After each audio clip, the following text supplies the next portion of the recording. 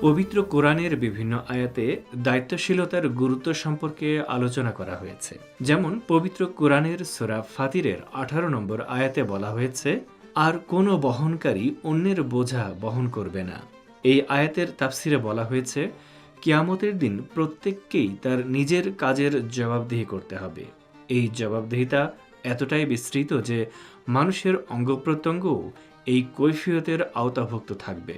পবিত্র কোরআনের সূরা ইসরার 36 নম্বর আয়াতে এ সম্পর্কে বলা হয়েছে, যে বিষয়ে তোমার জ্ঞান নেই তার অনুসরণ করো না। কান, চোখ, হৃদয় ওদের প্রত্যেকটির নিকট কৈফিয়ত তলব করা হবে। দায়িত্বশীলতা হচ্ছে মানুষের এমন একটি গুণ বা বৈশিষ্ট্য যা অর্জন করা যায়।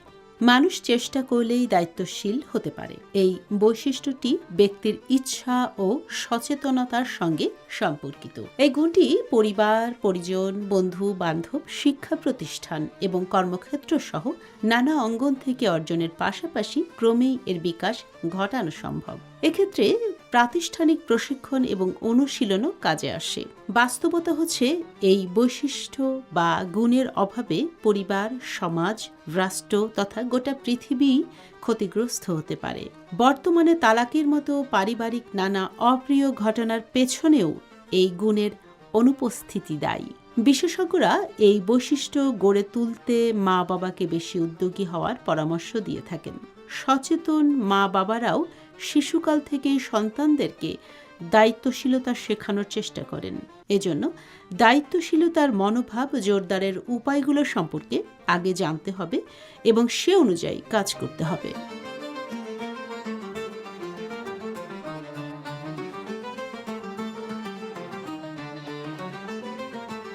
মানুষ হিসেবে আমাদের উপর বহুমুখী দায়িত্ব ও কর্তব্য অর্পিত হতে পারে। এ দায়িত্ব ও কর্তব্য সম্পর্কে সচেতন থাকা, সময় মতো যথাযথ দায়িত্ব পালন করা এবং এক্ষেত্রে কোনো ধরনের অবহেলা বা উদাসীনতা প্রদর্শন না করাই দায়িত্বশীলতা বা কর্তব্যপরায়ণতা। আমাদের বাস্তব জীবনে নানা অঙ্গনে যেমন পরিবার, সমাজ, কর্মক্ষেত্রের পাশাপাশি জাতীয় ও আন্তর্জাতিক পর্যায়ে নানা দায়িত্ব পালন করতে হয় আমাদেরকে। একজন সুনাগরিক এসব দায়িত্ব পালনে সবসময় সচেষ্ট থাকেন, কারণ একজন মানুষকে শুধু নিজের জন্য বা নিজের ভালোর জন্য চিন্তা করলেই চলবে না। শুধু নিজের অগ্রগতি কিংবা উন্নতি নিয়ে চিন্তা না করে বরং নিজের অগ্রগতির পাশাপাশি সমাজের অন্য মানুষদেরকেও এগিয়ে নেওয়ার প্রচেষ্টা চালাতে হবে। পুরো সমাজকে এগিয়ে নিতে, উন্নতির শিখরে পৌঁছানোর চেষ্টা করতে হবে। আমরা প্রত্যেকেই কোনো না কোনো সমাজে বাস করি, প্রত্যেকেই কোনো না কোনো সমাজের সদস্য। একটি সমাজের অংশ হিসেবে সেই সমাজের প্রতি আমাদেরও রয়েছে সামাজিক দায়বদ্ধতা বা সামাজিক দায়িত্ব ও কর্তব্যবোধ।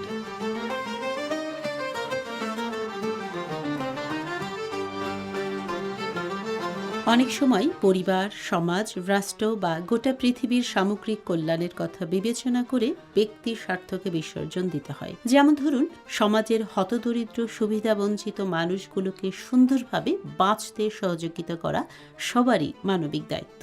দুর্ভাগ্যবশত আমরা সমাজের অসহায় মানুষগুলোর কথা ভুলে যাই। আমরা এটা উপলব্ধি করি না যেই সমাজ থেকে আমাদের এই অর্থবিত্তের অর্জন, স্বাভাবিকভাবেই আমরা সেই সমাজের কাছে অনেক বেশি ঋণী। তাই ব্যক্তিগত সামাজিক দায়বদ্ধতা থেকে অসহায় ও সুবিধাবঞ্চিত মানুষের কল্যাণে বিত্তবানদের এগিয়ে আসা উচিত। তাছাড়া সমাজের একটি বড় অংশকে সুবিধাবঞ্চিত রেখে আর্থ-সামাজিক উন্নয়ন সম্ভব নয়। এ ধরনের বৈষম্য থাকলে যতই উন্নয়ন হোক তা টেকসই হবে না, আর এ বৈষম্য নিয়ে স্থিতিশীল সমাজও গঠন করা যাবে না। কিন্তু সভ্যতার বিকাশের চূড়ায় এসেও মানুষের মধ্যে সামাজিক দায়বদ্ধতার প্রচণ্ড অভাব দেখা দিয়েছে। মানুষ ক্রমেই হয়ে উঠেছে ব্যক্তিকেন্দ্রিক, ফলে সামাজিক গণ্ডি ক্রমেই ছোট হয়ে আসছে। সমাজের প্রতি নিজের দায়িত্ব নিয়ে কেউ ভাবতে চাইছেন না। মানুষ ক্রমেই তার সামাজিক দায়বদ্ধতার কথা ভুলে যাচ্ছে। এই অবস্থা থেকে বেরিয়ে আসতে হবে। অনেকেই অফিসে বা তার কর্মক্ষেত্রে কাজে ফাঁকি দিতে অভ্যস্ত। কাজে ফাঁকি দেওয়ার পর অনেকে নিজেকে চালাক ভাবতে শুরু করেন, কিন্তু প্রচলিত নিয়ম অনুসারেও কোনো প্রতিষ্ঠানের চাকরিতে যোগ দেওয়ার অর্থ হলো ওই প্রতিষ্ঠানের নিয়ম মেনে মেধা, চিন্তা ও শ্রম ব্যয় করা। চাকরিতে নিয়োগকালে নিয়োগকর্তার মাধ্যমে লিখিত কিংবা মৌখিক চুক্তি হয়। মাসিক বেতনের বিনিময়ে তাদের এই অঙ্গীকার পালন করা হয়। এই অঙ্গীকার পালন করা কর্মকর্তা কর্মচারীর উপর অবশ্য কর্তব্য। একই সঙ্গে চুক্তি অনুযায়ী অধীনস্থদের অধিকার নিশ্চিত করা চাকরিদাতার দায়িত্ব। ইসলামের দৃষ্টিতে যথাযথভাবে দায়িত্ব পালন পবিত্র আমানত। কাজের সময় কাজ না করে গল্প গুজবে মেতে থাকা, নিজের মতো মোবাইলে কথা বলা, অলসতার আশ্রয় নেওয়া, ধোঁকাবাজি, প্রতারণা, বিলম্বে অফিসে আসা, সময়ের আগেই অফিস থেকে বের হওয়া, মিথ্যা বলা, দুর্নীতি করা, ছাত্রদের কম পড়ানো, প্রাইভেট পড়তে বাধ্য করা এবং সরকারি হাসপাতালের চিকিৎসায় গুরুত্ব না দিয়ে নিজের স্বার্থে প্রাইভেট চিকিৎসায় উৎসাহ দেওয়ার মতো ঘটনা সমাজে অহরহই ঘটছে। এগুলো দায়িত্বের প্রতি প্রকাশ্য অবহেলার শামিল।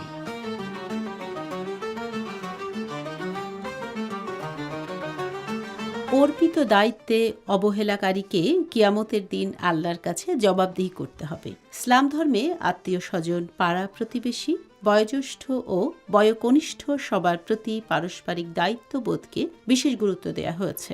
দায়িত্ববোধের আলোকে ইসলামের শিক্ষা হল সহকর্মী, বন্ধু বান্ধব ও সহপাঠীদের সঙ্গে কোনো রকম অপ্রীতিকর কর্মকাণ্ড ও দ্বন্দ্ব কলহ না করা।